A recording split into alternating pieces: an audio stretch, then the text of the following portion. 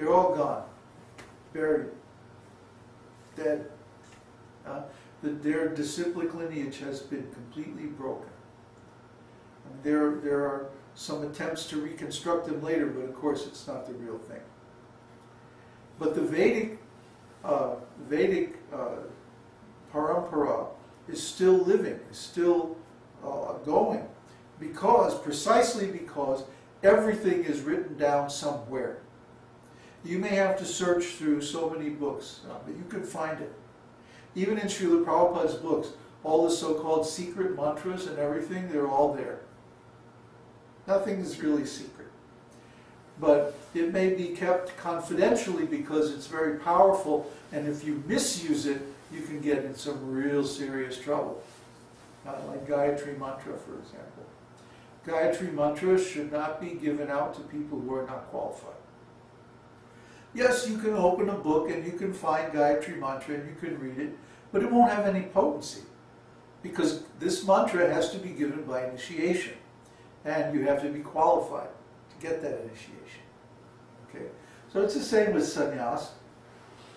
If a person takes so-called sannyas and they put on saffron clothes and they take a stick and they go walking around and preaching and stuff, they can call themselves a sannyasi, that's all right. Everybody can think of them as a sannyasi, but they're not really a sannyasi. A real sannyasi is someone who is not connected with any organization, creed, sect, caste, or nationality, or any mundane designation whatsoever. See? In ancient India, a person who took sannyas became legally dead.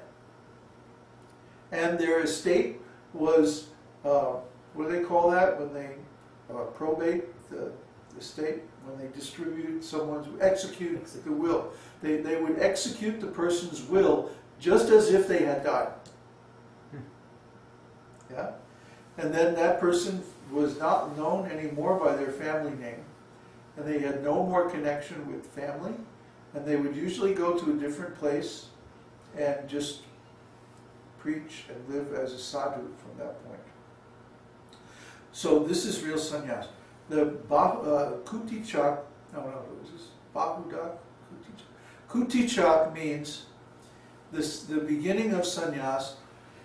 The retiring person goes to a kutir, a cottage, near their family home, and the family brings them meals. And then Bahudak means someone who gleans the grain from the fields, or begs. It's another meaning of Bahudak, is one who begs. Yeah. And then Parivrajaka-charya. Parivraja means always going. Vraja means go. And pari means all the time. So Parivraja Acharya.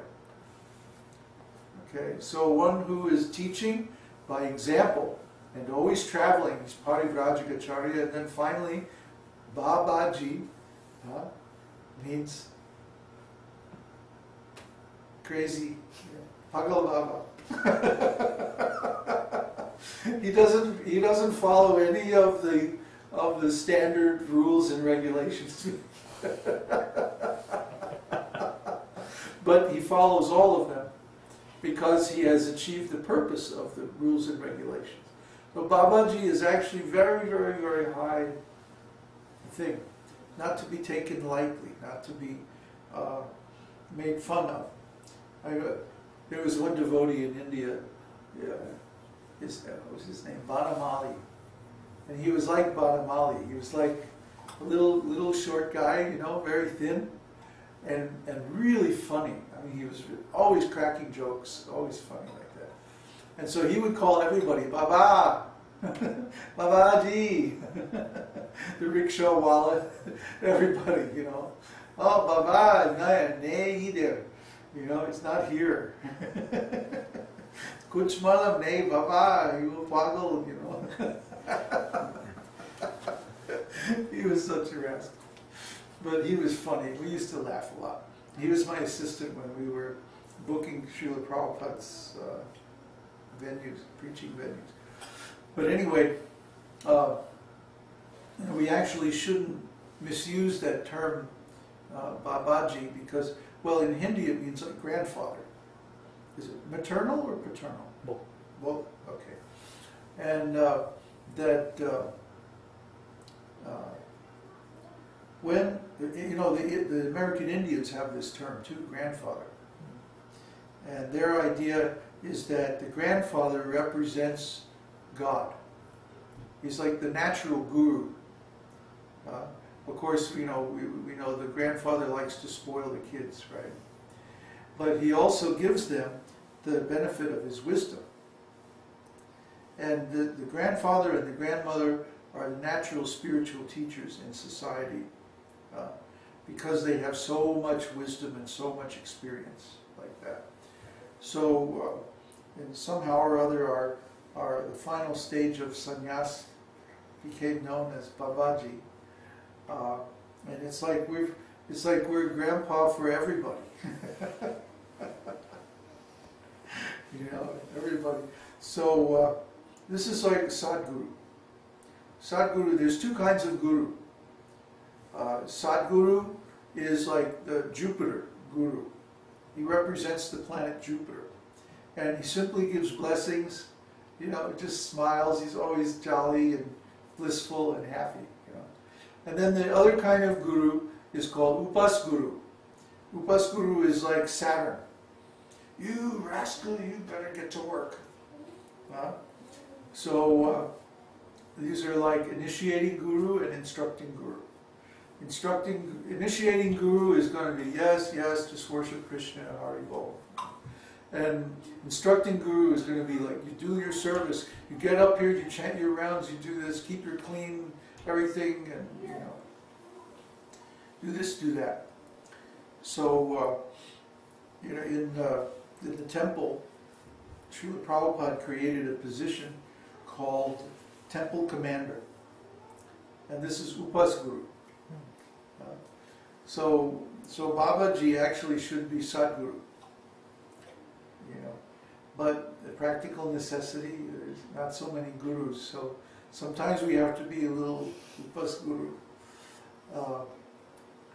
It's good, you know. It's like if you have some rice and dal, then you put some cayenne and some pickle, you know, and it makes it more tasty, right? But if you eat cayenne and pickle by itself, oh, it's too much. So a little bit of spice really helps, you know, to digest these teachings. Because if we just bliss out, you know, then what happens is we actually lose the ability to appreciate properly. If we're always in bliss, then we don't have anything to compare it to. This is why Sri Ishopanishad says that we should learn both sides. We should learn knowledge and nescience side by side. See?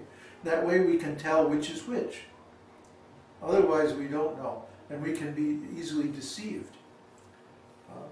Like Srila Prabhupada, I think I told that every time he tried to get a temple property, the person would try to cheat him.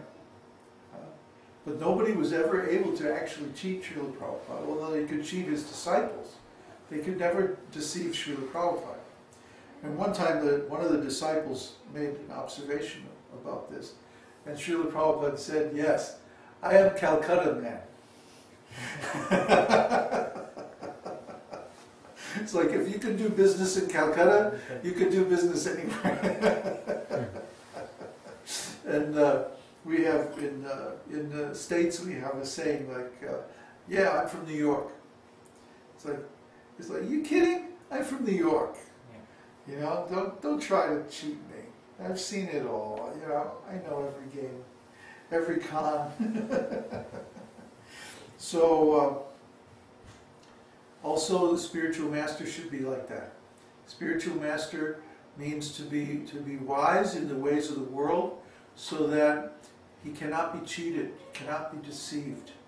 You know, still sometimes people will deceive, but often it's because we give too much mercy and they take advantage. You know, so sometimes we have to be a little tough, and we are. We're very selective about who we take on as a disciple or who we take on as a student. But this is the duty of a sannyasi. Sannyasi or Babaji, they have to take disciples and guide them and help them attain self-realization. Otherwise, who's going to do it? And how are they going to become self-realized? Who's going to show them? It's one thing to read books, then the practical application requires the personal guidance. So we have to have this ashram system, and the Babaji is the last stage in the varnashram system. Like that. So I hope that answered your question.